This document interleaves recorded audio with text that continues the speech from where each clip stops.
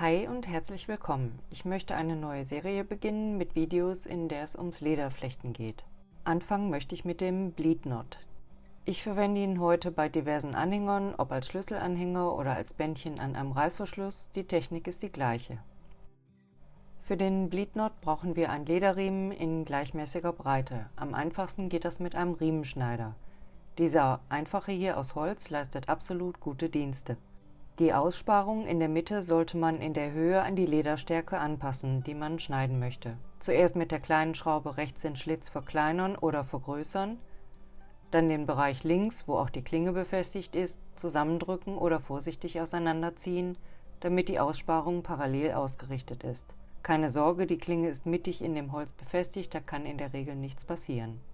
Um die Riemenbreite einzustellen, löst man hinten die große Schraube und kann nun den Griff hin und her schieben und das Maß mit Hilfe der Skala in Zentimeter oder in Inch wählen. Die große Schraube wieder festdrehen, ich mache das sicherheitshalber mit einer Zange. Es gibt diese Riemenschneider auch aus Metall, wer oft sehr dickes Leder schneiden möchte, sollte vielleicht ein solches Modell wählen. Noch einfacher ist es natürlich, sich fertige Riemen zu kaufen, aber ihr wollt ja hier was lernen. Im Video arbeite ich mit verschiedenen Riemenbreiten und verschiedenen Lederstärken. Die Technik ist die gleiche, aber die Maße der Schlitze und deren Abstände sind unterschiedlich. Deshalb zeige ich am Ende des Videos noch eine Liste mit Maßen, die ich in der Regel benutze, und noch ein paar weitere Bilder, wo ich diese Flechtung anwende.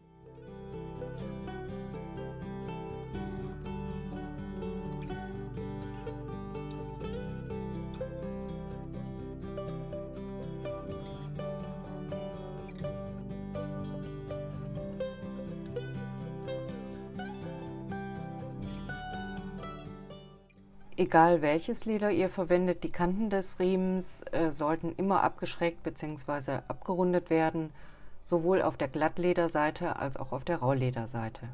Da der Riemen ziemlich schmal ist, gibt das Leder eventuell etwas nach, wenn ich die Kanten mit dem Edger oder Edge Beveler bearbeite, was mir die Arbeit ziemlich erschweren kann. Man kann den Riemen gegen eine Holzleiste legen, um das zu verhindern, oder sich so ein Hilfsmittel basteln.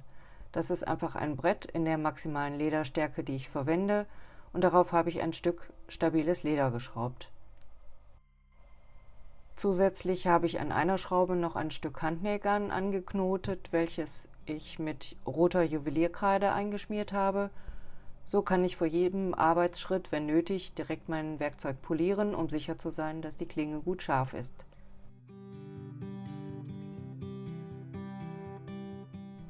Wenn ich dieses Gadget verwende, halte ich einfach nur den Beveler an die Lederkante, drücke sie leicht gegen das Holz und ziehe nun einfach den Riemen durch mit der anderen Hand. Das geht super schnell und effektiv und die Kante ist gleichmäßig abgeschrägt.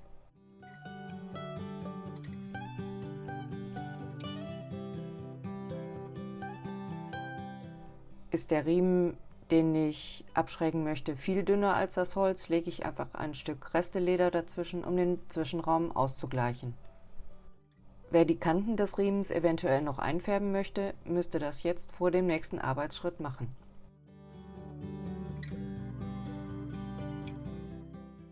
Beide Enden des Riemens schneide ich spitz zu, warum seht ihr gleich.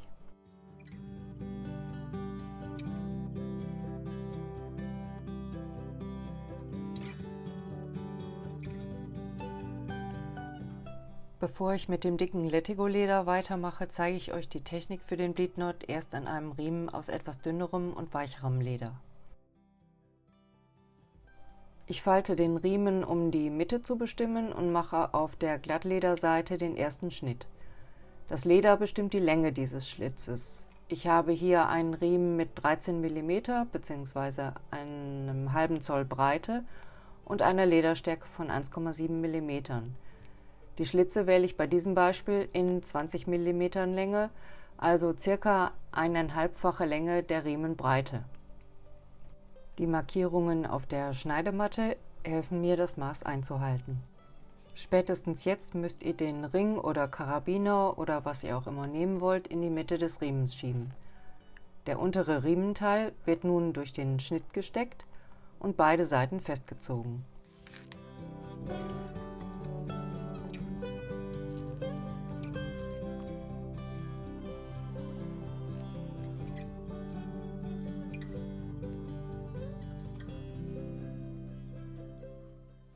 Jetzt liegt die Raulederseite oben. Den unteren Riemen lege ich nach hinten aus dem Weg und schneide in den neuen oberen Riementeil wieder einen Schlitz in 20 mm Länge. Ich beginne den Schnitt ziemlich nah an der schon fertigen Flechtung. Eventuell könnt ihr bei euch noch das Ende des ersten Schnittes sehen, dann lasst ca. 4 mm Abstand. Der untere Riementeil wird wieder durch den Schlitz gesteckt, von unten und festgezogen.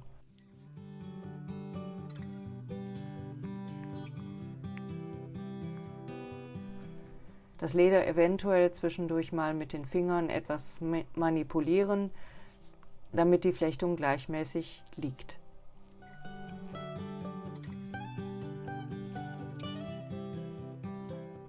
Alle Schnitte sollten gleich lang sein, sonst sieht man das nachher am Ende. Ich zeige euch gleich noch eine Alternative für diejenigen, die sich noch nicht zutrauen, die Schlitze gleichmäßig in gleicher Länge während der Flechtung zu schneiden.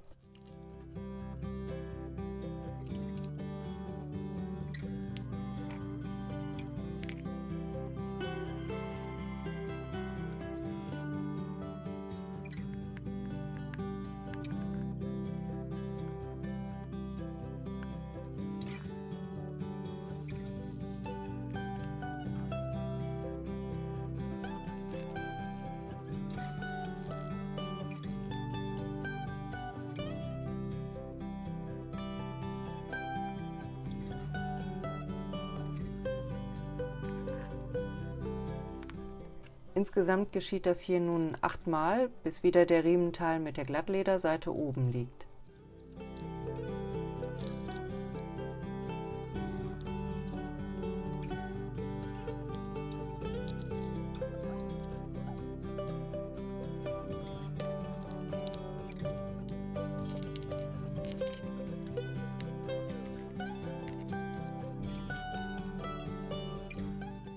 Der Riemen hatte zu Anfang eine Länge von 45 cm, nach 8 Flechtungen ergibt sich nun eine Gesamtlänge von 20 cm.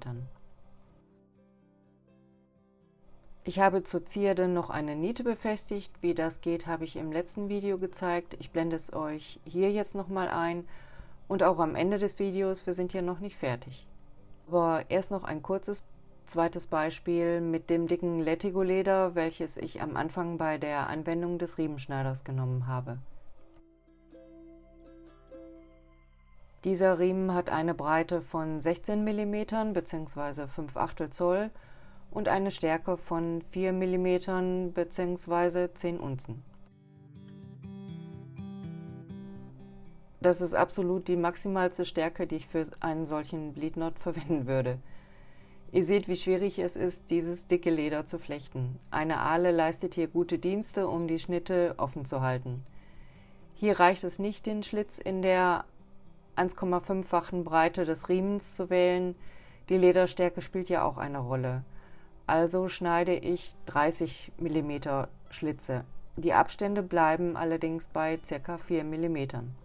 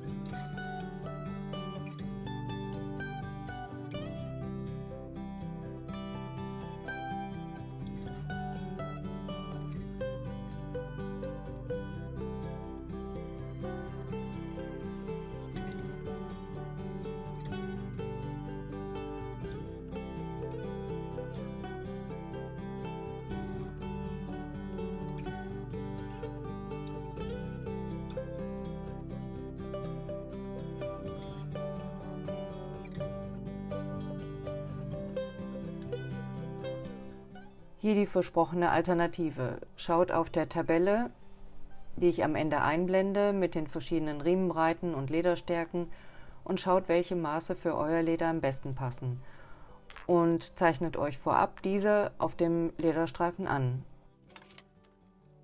und verwendet eventuell einen solchen Slot Punch, dann haben die Schlitze auf jeden Fall auch die gleiche Länge. Dann geht auch das Flechten umso schneller.